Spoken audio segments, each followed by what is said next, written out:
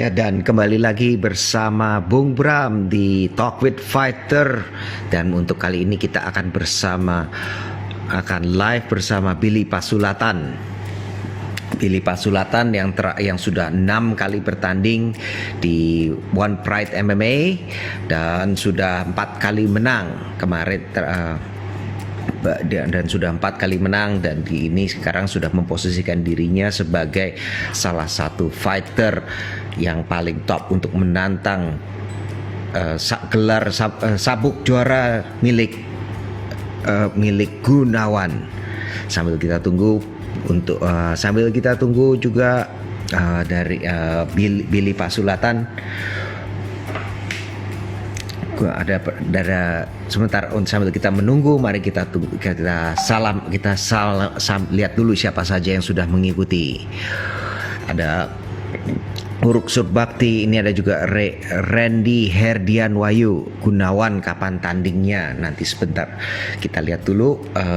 Ini lagi kita masih lihat dulu. Tunggu saja kabarnya dalam beberapa minggu ke depan. Untuk beberapa minggu ke depan ini, saya rasa ini dari teman-teman dari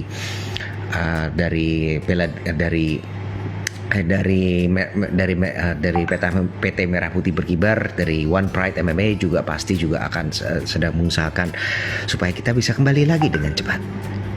Nih, Billy Pasulatan sudah online. Billy, the proof media. Billy. Ya, halo, siap Bang. Gimana kabarnya? Luar biasa, puji Tuhan, baik, sehat selalu Bang. Sekali. Ini sekarang lagi PSBB, bagaimana nih kabarnya? Kalau di Manado sih masih aman-aman saja sih. Tidak sedang aman-aman aja. Sekarang ini pola mana nih? Sekarang lagi latihan begini gimana? Pola. Gimana Bang? Bagaimana pola latihannya sekarang ini? Cukup dengar suaranya? Ya, bagus. Kalau untuk sekarang sih masih persiapan buat title fight ya. Jadi kita persiapannya ya tiap hari latihan terus, pagi dan malam juga latihan. Pagi dan malam, pokoknya dua kali ya. Iya. 2 kali sehari gitu ya. Iya, tapi dua kali sehari. Jadi kayak fight camp gitulah ya. Iya benar Bang.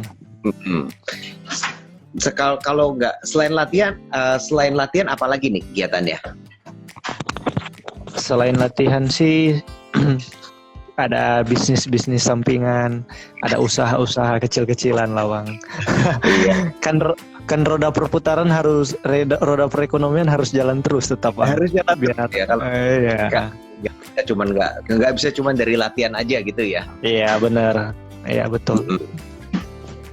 Tapi sekolah semua masih buka kan maksud saya gym masih buka kan di Manado? Kalau tempat gym masih, kebetulan saya juga masih member, jadi masih datang untuk gym juga masih. Sampai sekarang masih buka sih Bang. Oke. Nah, ini kita maju nih, pengen tahu lebih banyak nih mengenai Billy punya perjalanan Billy di MMA nih. Kalau untuk tertarik dunia MMA itu sejak kapan memang nih? Kalau untuk tertarik dunia MMA itu semenjak One Pride ada sih. Semenjak One Pride ada, ya. Sejak season 1? Iya, dari 2016 ya kayaknya Bang. 2016 betul. Ya One Pride. Betul, iya. Itu 2016 tuh, itu season waktu itu 1. Iya, betul. Awalnya sih lihatnya season 1 kan ya kayak masih agak susah untuk masuk ke situ, masih bingung caranya. Jadi ya kebetulan juga saya waktu itu kan tinggalnya di Jakarta juga kan, sering ikut entertain, jadi kadang jadi fighter, jadi stuntman di film-film, masih film-film ya, terima panggilan gitu, job-job. Belum. Jadi pas pulang Manado 2016 One Pride muncul. Jadi balik lagi ikut audisi. Iya. Jadinya Seben- sepertinya iya. apa tuh nasib berbicara lain tidak bisa turun di season 1 gitu ya. Iya, benar. Kalau ada waktu itu sudah ikut audisi waktu itu. Di season 1 aja langsung. Iya.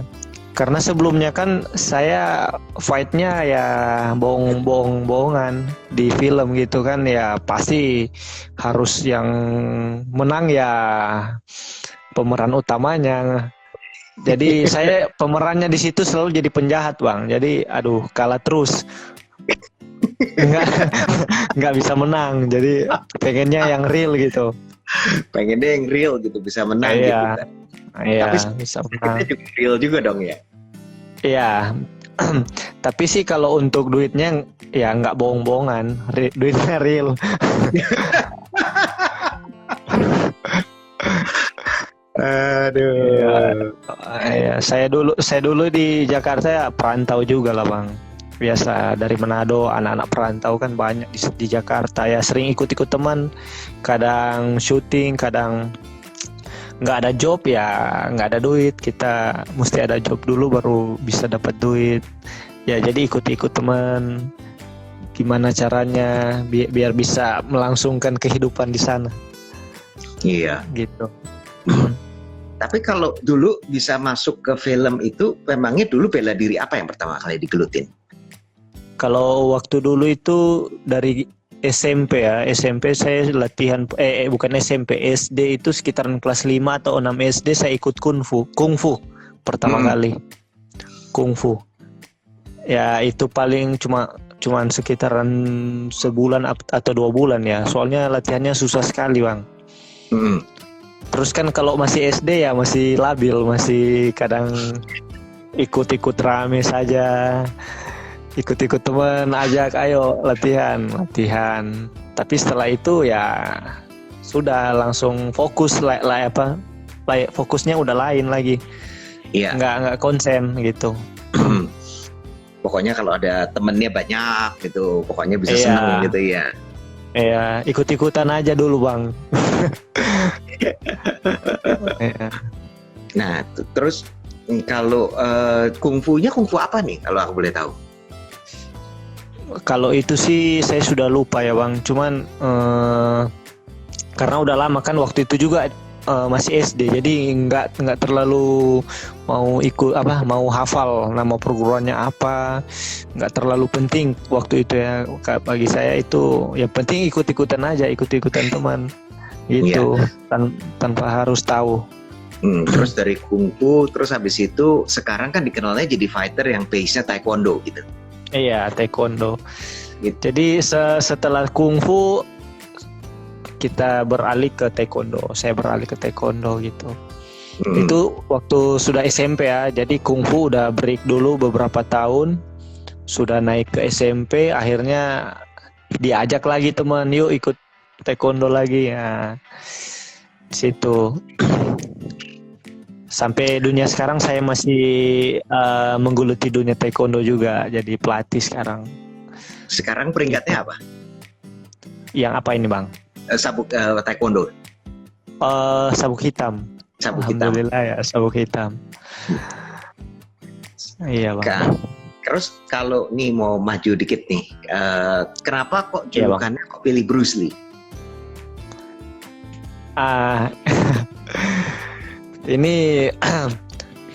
Ini aneh juga sih sebenarnya, Bang. Gimana ya? Sebenarnya awalnya kan bukan Bruce Lee.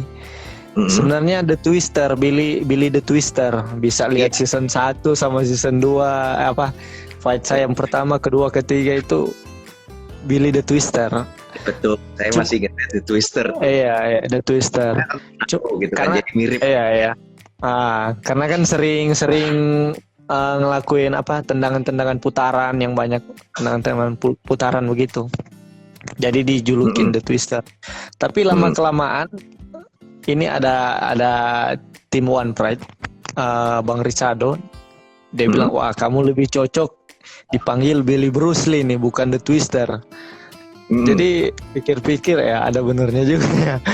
Karena Saya juga sebenarnya fans banget sama Bruce Lee. Maksudnya saya juga penggemar dari si Bruce Lee juga sih sebenarnya. Dari dulu suka nonton-nonton film-film Bruce Lee.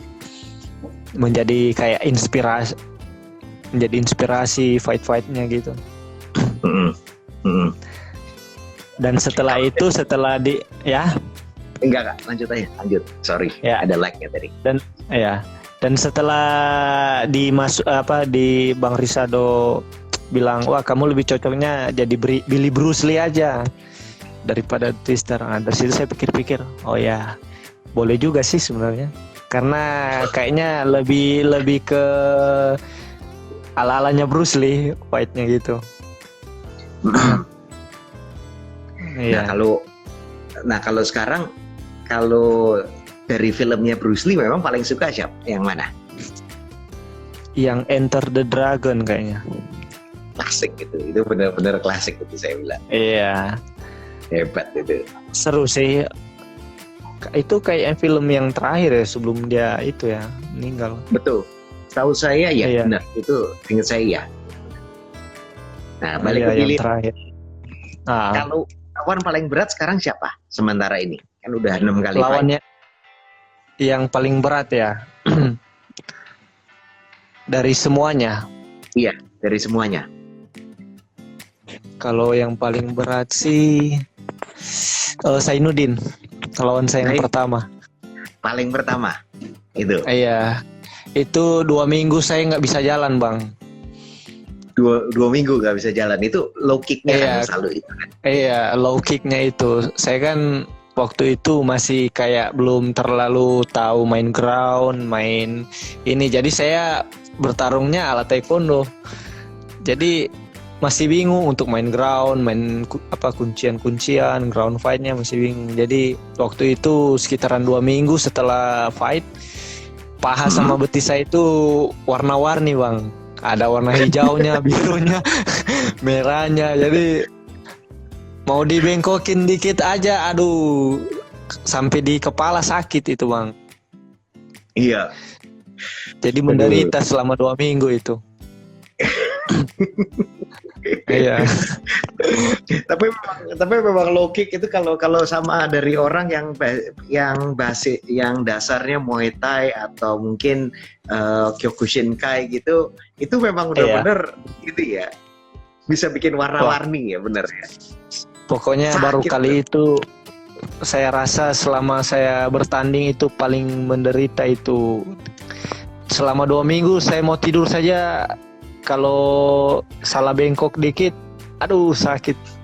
Pokoknya menderita lah. Jadi saya pikir mungkin Zainuddin lawan paling berat waktu itu ya, selama saya melawan lawan saya itu. Iya. Kalau Brando bagaimana? Kalau Brando sih sebenarnya biasa-biasa saja sih sebenarnya kalau menurut saya. Karena pertarungannya belum panjang. Saya cuman kecolongan aja waktu itu. Iya. Nah kalau Iya. sama Brando ini terakhir kan kalah. Pelajarannya bisa ambil apa nih? Pelajarannya, aduh, apa ya? Jangan lengah itu saja sama dia. Selalu Iya, bisa. saya sih Bisa ada pressure terus kan. Dia kan orang yang selalu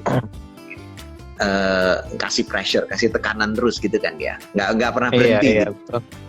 Iya, betul. Sebenarnya saya berharap waktu itu sih kita mainnya memang full striking ya. Tapi nggak bisa diprediksi sih sebenarnya waktu itu. Karena tiba-tiba langsung dicok. Memang sih sakit. Cuman masih penasaran sih sebenarnya, bukan apa, tapi saya masih penasaran saja mau lawan dia. Nanti mungkin kita bisa rematch lagi, itu aja. Pengen rematch aja nanti. Mungkin rematch ya. Pokoknya kalau sama kalahan lawan Brando, pokoknya jangan sampai kecolongan gitu ya. Iya, jangan sampai lengah sama dia. Dia tuh orangnya pokoknya mau bilang apa ya? Pokoknya nantilah, saya pengen rematch aja nanti ke depan. Kalau misalnya saya bisa ya bisa dipertemukan lagi, kita siap, ready. Pokoknya 8-6. Nah, kalau nih ada satu, kalau misalnya berhubungan sama ngelawan Gunawan gitu, ini sepertinya ada ini nggak, ada key points yang bisa didapat nggak dari, atau ada satu pembelajaran yang bisa didapat nggak dari waktu ngelawan Brando terutama? Kalau yang saya pelajari sih, kalau misalnya dari Gunawan versus Brando itu kan saya juga sering lihat.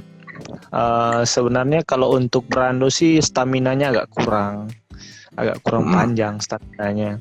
Sedangkan Gunawan ini ya memang kayaknya jiwanya itu dia apa ya, superior, maksudnya dia kayak jiwa warrior gitu, petarung pantang menyerah, itu aja sih dari dia. Walaupun sudah capek atau sudah berdarah, tapi semangatnya itu yang saya lihat yang bisa jadi pelajaran buat saya. Intinya jangan pantang menyerah kayak dia. Tetap berjuang selama detik masih berjalan, tetap berjuang itu. Pantang menyerah. Iya, saya salut sebenarnya. Nah, sekarang kalau kita ngomongin Billy lagi nih, kalau fighter idolanya Billy siapa? Fighter MMA idola. Kalau di One Pride atau di luar di semua ya Bang, MMA semuanya ini yang di UFC atau itu. Gimana kalau satu dari One Pride dan satu yang dari luar One Pride? Oke ya. Kalau dari luar sih idola saya ada, kalau buat saya dari UFC saya lebih sukanya sih ke Anthony Pettis. Fighter taekwondo juga nih ya. Ya, dari segi pertarungnya kayaknya kita mirip-mirip gitu. Lebih banyak nonton untuk cari inspirasi fightnya, lebih banyak lihat ke dia, Anthony Pettis gitu. Keren terutama pokoknya dia kalau main. Yang waktu yang Showtime kick-nya itu ya. Iya, yang keren. Waktu ke Bendo. Iya, betul. Iya, saya suka itu, paling keren tendangannya itu. Gile itu. Dan dilatih. Iya, betul. Iya, itu memang dilatih lagi, itu saya nggak kepikiran tuh bisa menemukan aplikasi ya begitu. Kalau kan pas dia naik terus ditendang, cuman lawannya kayak masih bangun lagi kan, wah belum terlalu itu. Tapi lawannya kan KO, waktu itu bangun. Memang waktu itu masih bangun, masih bangun ya. Tapi masih bangun. Benson waktu itu masih bangun ya. Oh iya bangun. Tapi yang saya lihat di situ kan ada highlights-nya kan. Iya. Wah, langsung saya cuma lihat highlights-nya doang gitu. Itu jadi tapi keren. Tapi itu jatuh terus habis itu nggak jelas ini sepertinya sudah out sih, udah hampir out. Habis itu ya dia menemukan. Tapi Bang sadar lagi ya. Baru sadar lagi gitu. Tapi, iya betul. Sedikit cahaya. Tapi sabuknya, iya betul Bang. Sabuknya Anthony Pettis diambil dari itu ya, itu yang lawannya itu. Atau bukannya Bang? Yang ditendang itu. Yang ditendang itu, jadi ceritanya pada saat itu kan WEC itu, World Extreme Cage Fighting, yang kemudian dimasukin sama UFC, diakuisisi. Nah, waktu itu yang pertama itu WEC dulu, habis itu kan mereka ketemu lagi di UFC. Dan pada saat itu yang ketemu kedua, yang dikunci, itu yang diambar, itu yang ngerebut sabuknya Benson Henderson. Itu ya. Gitu. Kirain diambil sama Pettis, bukan? Diambil Pettisnya bukan saat itu. Diambil Pettis saat itu dan diambil Pettis sama kedua kalinya di UFC. Jadi 2 kali dia ngambilnya. Itu menang itu. Itu pertarungannya seru banget yang itu. Nanti kalau mau nanti aku kirim, aku coba cari linknya nanti. Itu siap Bang. 5 ronde keren banget yang di situ. Iya. Kalau saya cuma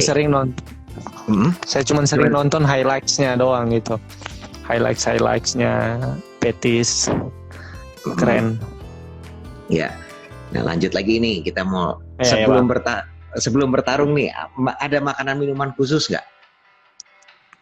Kalau untuk sekarang sih makannya biasa aja sih Bang. Cuman lebih ke menghindari minyak sama cabe gitu. Mm-mm. Yang pedas-pedas.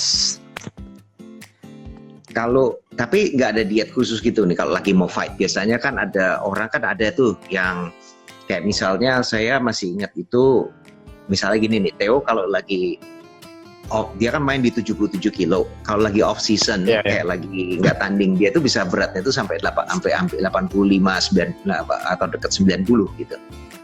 Iya. Kalau Billy itu biasanya nggak ini ya. Billy itu nggak berat badannya segitu-segitu aja. Sehingga nggak perlu kalau untuk berat normal saya sih dia di berat 56, 57, paling mentok itu 58. Cuman kalau saya nggak terlalu fokus untuk diet ya, karena kalau saya olahraga berat pasti turunnya di 53, 52 bisa sampai situ. Jadi nggak terlalu fokus untuk diet. Nggak sampai bukan tipe orang yang badan berat terus habis itu dia akan cutnya besar gitu ya. Memang pada dasar. Enggak lah Bang. Kalau saya enggak, yang penting olahraga aja sih, olahraga aja.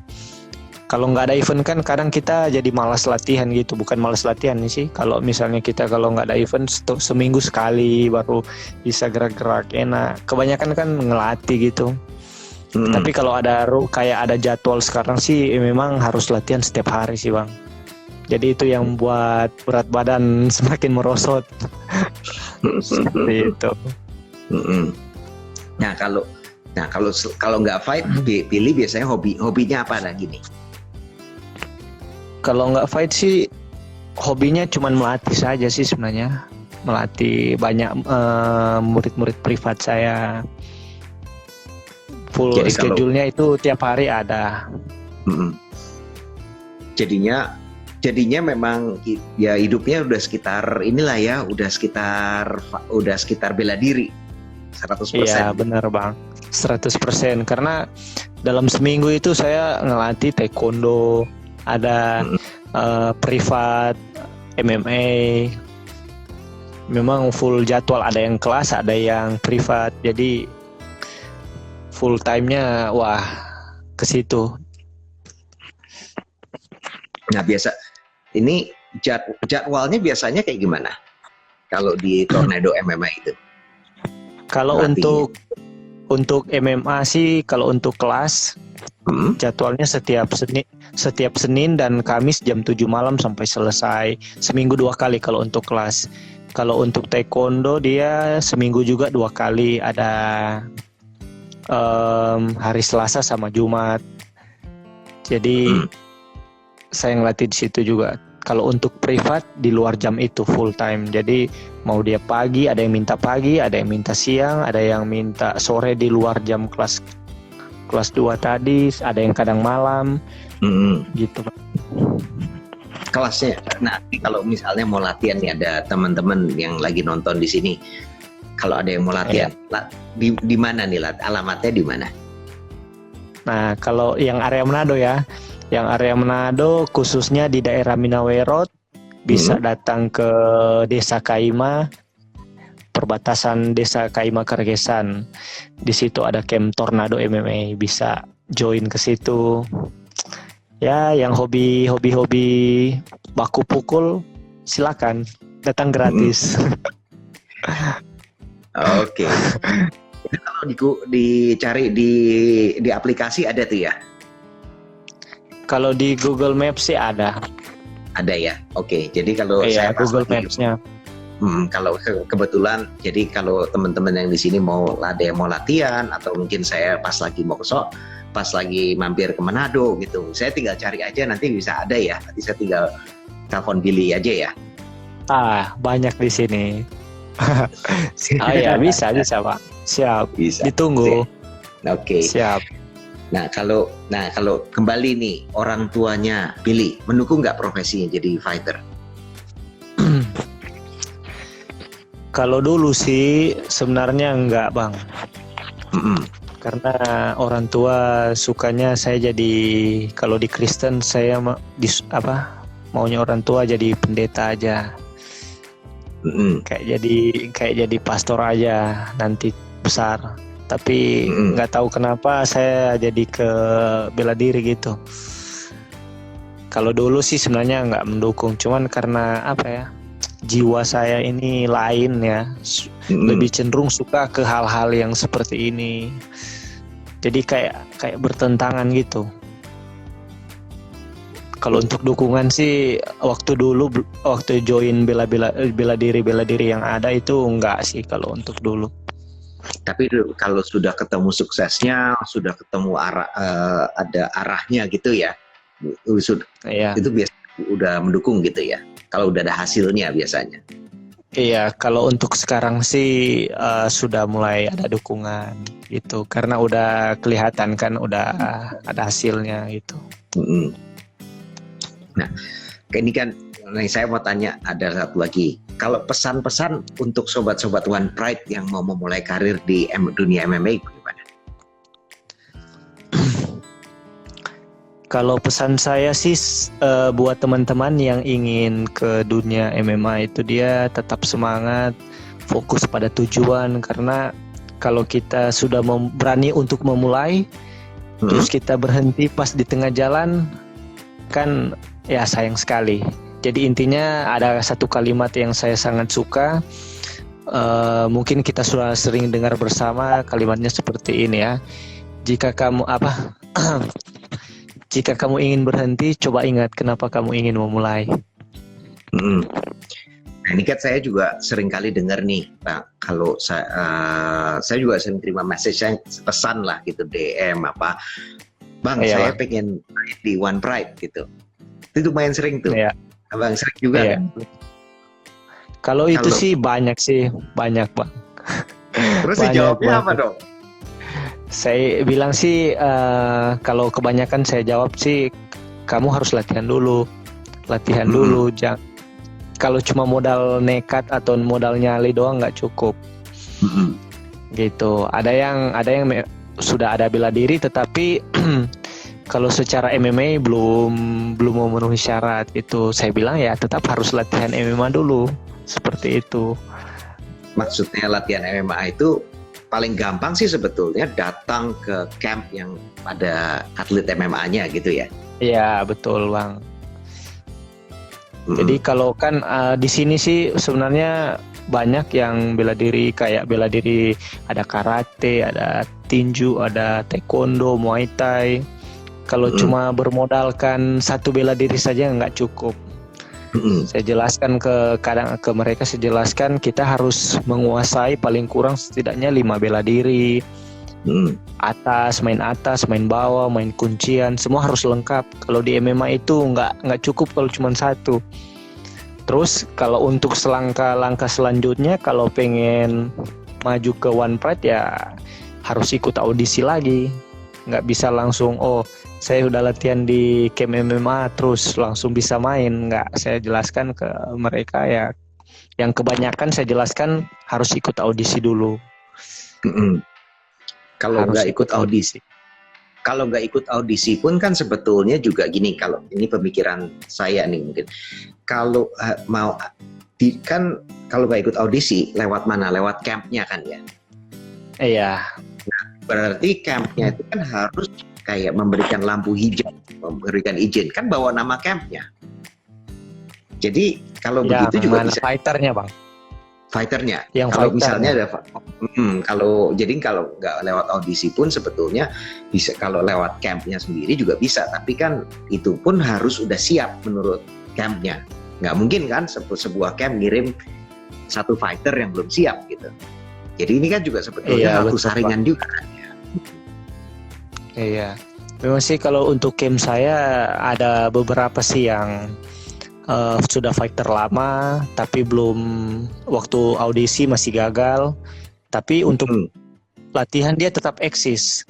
Tapi sampai sekarang sih sebenarnya belum ada panggilan untuk ke situ, belum ada rekomendasi untuk, wah ini yang sudah pernah audisi juga belum dipanggil, apalagi yang belum pernah ikut kan. Tapi punya potensi ada, bisa fight, bisa. Tapi kan tetap harus diuji dulu dari timnya One Pride itu. Kalau cuman pandangan saya sih pribadi sebenarnya bisa fight. Tapi kan penilaian itu beda-beda. Kalau dari saya saya nilai boleh, tapi dari tim One Pride-nya ngasih nilai D atau C kan nggak tahu. Gitu. Setuju. Nah, tapi yang kalau saya lihat kan memang harus menguasai semuanya itu ya. Ada pukulannya juga, jadi harus ada persiapan di paddingnya juga di pukulannya ya. Terus ada juga di bagian bandingan kan ya. Ada bandingan, ada kuncian, sama terakhir juga ada sparring ya. Sparring, ya betul bang. Emang itu saya selalu jelaskan kadang ada yang bertanya atau misalnya ke petarung yang komplit. Kalau misalnya mau ikut audisi ya harus dapat nilainya bagus juga. Karena pengalaman nih bang, saya dulu 2 kali audisi loh, baru dulu bisa dipanggil. Pertama saya audisi di Bandung. Ya bang. Di Bandung, bener. Yang saya masih ingat season 2 ya kalau nggak salah ya, atau season 3 gitu. Ya, saya pertama waktu itu audisinya di Bandung. Di Bandung saya dapat nilai C itu. Dapat nilai C, ya menunggu beberapa waktu lagi, terus ada audisi di Jakarta. Saya ikut lagi di Jakarta setelah di Bandung. Ya, alhamdulillah ya, puji Tuhan dapat nilai B di situ. Baru di situ saya bisa dipanggil. Ya sering nanya-nanya juga ke tim One Pride. Wah, kapan dipanggil? Kalau nggak ditanyain terus kan dilupakan nanti. Gitu. Biasanya yang pertama ini ya, panggilan pertamanya ya. Yang sulit itu biasanya panggilan pertama ini ya, Wibil. Iya, panggilan pertama buat fight ya bang. Biasanya kan kalau udah yang kedua, ketiga, bukan yang udah tahu nih fightnya seperti apa gitu. Jadi lebih terkenal. Iya betul. Kalau untuk panggilan pertama sih sebenarnya dulu nggak ada kendala sih, karena kan kita sudah ngisi data diri kita, terus nomor telepon semua sudah dikasih. Jadi dari Bang Walter yang sering manggil atlet langsung WhatsApp ke saya dulu buat fight pertama itu. Oke. Iya. Nah ini sesi lanjutnya nih, kita ada yang seru nih. Namanya Quick Fire. Abang pernah coba nggak? Tahu nggak gimana? Apa itu bang? Jadi saya nanya, gimana, ada beberapa pertanyaan. Ada dari situ jawab cepat aja. Pokoknya jawab cepat ya. Jawab cepat aja. Nah, kita mulai. Oke, kita mulai yang pertama. Latihan sore atau pagi? Pagi. Pagi. Lari atau sepeda? Lari. Buah apa sayur? Buah. Makanan pedas atau manis? Pedas. Manado. Conor McGregor atau Khabib Nurmagomedov? Khabib.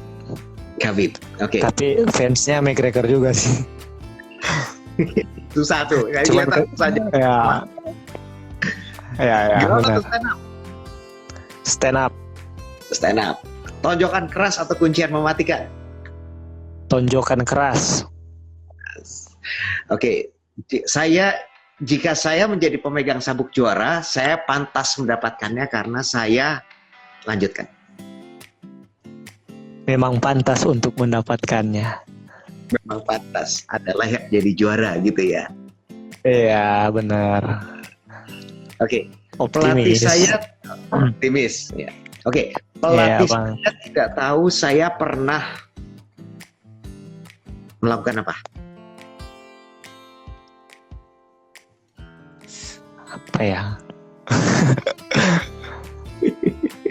Waduh, bingung nih. Pelatih saya nggak pernah tahu kalau saya pernah melakukan latihan di tempat lain. Latihan tempat lain. Oke. Iya. Oke, lanjut. Banyak orang tidak tahu kalau saya takut dengan Ular. ular. Ular. Oke, jika saya pensiun dari dunia MMA, saya akan menjadi Pelatih. pelatih. Ya. Ngelatih apa nih, Bang? Pelatih MMA. Sekalian MMA. ada bisnis sampingan. Ya, gitu. Tetap harus ada itu usaha sama bisnis kecil-kecilan lah. Mm-mm. Sampingannya tetap ya jadi pelatih. Tetap aja. Nggak mau punya camp sendiri gitu, Pak? Semuanya Campnya udah ada, Bang. udah ada ya. Udah ada Oh, camp iya, sendiri punya saya gitu. Wah, hebat. Jadinya udah bukan impian lagi ya, emang udah jadi kenyataan. Iya. Sudah perlahan-lahan sudah mulai jadi kenyataan lah, Bang. Berkat Oke. One Pride juga. Mm-mm. Baik, kalau gitu saya rasa ini udah waktunya udah habis juga nih. Pertanyaan saya juga udah Oh, habis. Ya ininya. Oh ya, siap, Bang. Oke, Iya. siap. Ya udah. Billy, terima kasih banyak atas waktunya. Dan saya Sama-sama, Bang. tahu lebih banyak lagi mengenai Billy juga, dari yang ikut kufunya itu sampai sampai ikut taekwondo, lanjut ke taekwondo juga sampai campnya semua ada lokasi. Nanti bener deh kalau saya sampai ada datang lagi, sampai ada waktu, ada kesempatannya, pandeminya sudah berakhir dan saya bisa ke Manado, saya nanti akan cari Billy juga. Wah, keren sekali, Bang, bisa ketemu di Manado. Siap. Saya Iya juga dong. punya ya ini. Nanti kita nginap lah di sini dulu. Ya.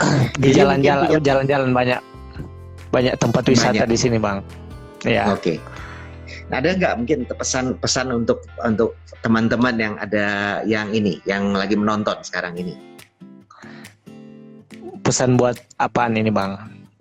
Buat teman-teman yang lagi join di sesi live ini.